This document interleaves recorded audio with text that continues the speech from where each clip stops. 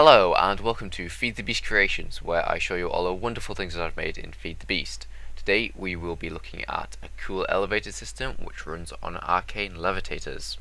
Before we start, I'm going to give you a little bit of information on Arcane levitators. So they'll cause you to rise 10 blocks in the air along with any other entity which goes above them. This can then be stacked if you put more on top of each other. And they will also drain viz when they are lifting an entity or also lowering it, as they work under themselves as well. So, there you go. The elevator uses these arcane levitators to make it very easy to go up to different floors. You can have as many floors as you want, as far apart as you want, as long as you have enough arcane levitators to get to the top. Then, when you want to go to the floor, all you need to do is press the button and walk in here, and you're there. Going downwards is a lot easier. You just simply jump in a chute and land in some water, and obviously I'm sure you all know that the water removes any fall damage. So now we are going to have a little look at the wiring and stuff behind this. So when you select a floor, it will cause a piston to extend at the floor that you want.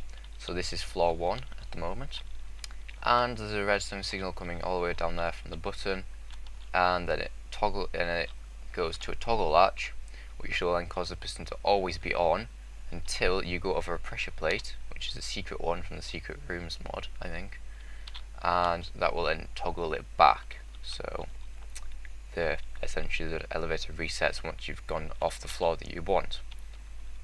And down here with the door opening, it's very simply just a pressure plate again with another toggle latch, and the toggle latch is down here.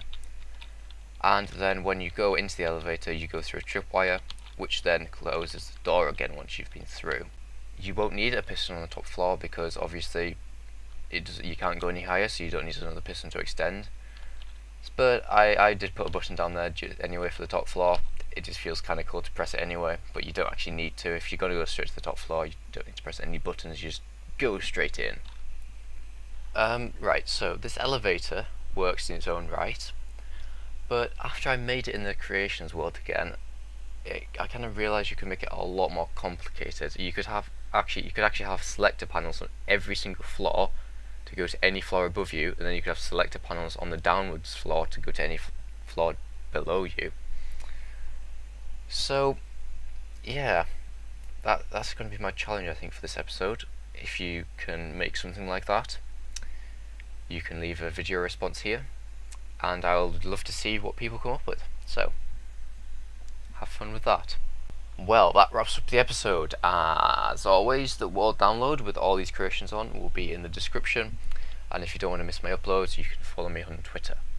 But at this point, I would like to say that I'm sorry, and most of you should probably know why I'm saying sorry, and I've decided the best way to make up for that is by just shutting up and making videos. So that's what I'm going to do. Well, take care guys, see you next time.